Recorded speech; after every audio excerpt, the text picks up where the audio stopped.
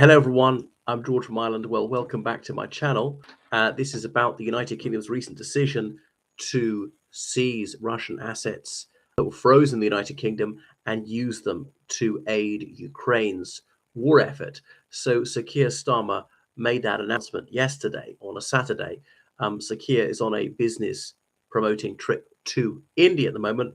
Republic of India has always had a very cozy relationship with the Russian Federation and its immediate predecessor state, the Soviet Union. So India is officially neutral in this conflict, and therefore is not imposing any sanctions on Russia whatsoever. And indeed, has been a beneficiary of the war because so many Western countries have either reduced or ended their purchases of Russian hydrocarbons, and hydrocarbons are the lifeblood of Russia's economy. Therefore, the Ruskies are selling the cut price to India. So maybe it was significant they made it in that place or at that time, or is it just does it just happen? The decision was finally reached now. People have been pushing for this decision since the beginning of the conflict. So now Germany and France also released a statement along with the United Kingdom, so that they were going to raise pressure on the Russian Federation to oblige Moscow to come to the negotiating table. They're saying they're acting in close concert with the United States. So the United Kingdom's froze 25 billion pounds worth of Russian assets when Ukraine was invaded on 22nd of February 2022. Now the interest of that has been seized, but the principle has not, because obviously London's a major banking centre, and in the noughties and the 2000 teens, when relations were still quite warm, a lot of money, Russian money, was flowing into the United Kingdom. Rich Russians were purchasing expensive property. They were hiring lawyers and accountants. They were having their children go to independent schools, to university. They were patronizing shops, restaurants, hotels. It was a real bonanza for certain sectors of the British economy. And Britain didn't want to kill the goose that lays the golden egg, which is why there was such a feeble response to the murder of Alexander Litvinenko and so on, even the Sergei Skripal poisoning. And obviously the UK was foolish because Putin read weakness. He could stuff their minds with gold. He read the psychology correctly. They don't want to lose this money, particularly after the credit crunch, and since then, British economic growth has been anemic. Anyway, so President Volodymyr Zelensky is obviously very pleased about this, and pressure is going to be ramped up. Now, the European Union holds about 140 billion euros worth of frozen Russian assets. In dollars, about 162 billion, or around 120 million pounds sterling worth.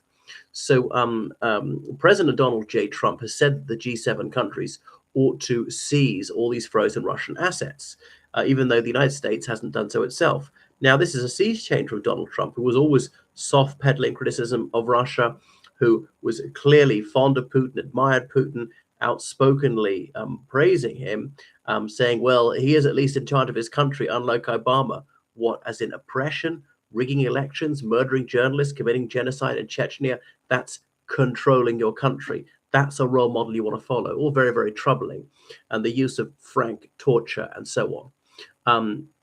Wow. So they were invested, they're put into various banks, these funds. Now, the European Union was very loath to simply sequester them, saying, would that be illegal?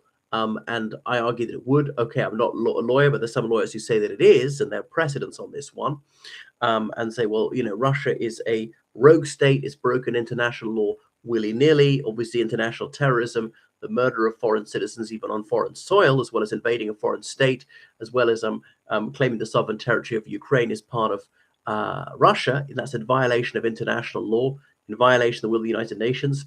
And this is territory that even Russia recognizes pertaining to Ukraine. And the list goes on. It's just endless what Russia's breaches of international law.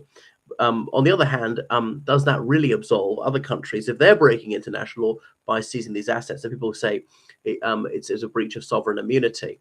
So anyway, it's a good thing to make Russia pay for the war, but the damage to Ukraine, instead of destroyed buildings and broken bridges and so forth, they say is already going to cost $1 trillion to put right. Even all these assets were seized. It only pays for a fraction of repairing the damage. So it's going to be a very, very long time, even the war to end today, until Ukraine is completely rebuilt. Goodness.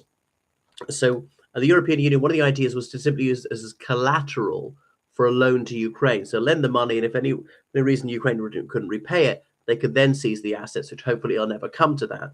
And it'll be a lesson, Russia, not to do this. You'll never get these frozen assets back until you end the war and even withdraw from Ukraine. I mean, I know what the EU's like. It might resile from that, say, well, you don't have to withdraw, but if you end the war, we'll give you the money back, and maybe gradually. So stick and carrot. The other reason countries were reluctant to do this, they say, well, that sets a precedent. And other countries like, say, Saudi Arabia or China, whoever, who've got assets invested in the United Kingdom or the European Union or the USA, they might say, we better not, let's pull them out, because if we have any dispute, they might seize our assets. If China takes back Taiwan, or Saudi Arabia, if countries decide, well, their war in Yemen is somehow immoral, unacceptable, they might lose assets, or whoever might lose assets, the Israelis might lose assets. So they don't want to be seen as an unsafe place to invest. And that's why the United Kingdom was, as the expression goes, as safe as the Bank of England. A bank been around about 350 years is never, ever going to fall. And that's why Russians, Ukrainians, Kazakhs, and so on, they were putting their money into the UK to say there is rock solid. You don't have to worry about it. You cannot lose it. Well, there's no rule of law. There's no security of tenure or security of title in former Soviet countries. Even if you've done everything completely above board, the judiciary is so politicized, the system is so corrupt. If you run afoul of Putin, suddenly your property doesn't belong to you anymore. You have no rights. There's nothing you can do. Even if you launched a lawsuit, you couldn't be sure of the result, no matter how fair, just, and provable your claim is. It would take 10 years. The judge could have been bribed or could have had his or her arm twisted, just ordered by Putin to make whatever unfair and illogical ruling. So there's no such thing as a fair trial in Russia. So this might be somewhat impugning the Western reputation for probity and justice. I think it's the right thing to do.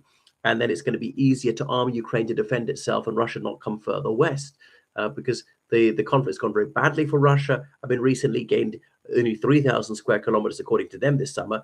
Really, it's more like 2,000 square kilometers. That's pathetic. What a damn squib. The campaigning season is coming to an end. When the month it's over, it's just too cold.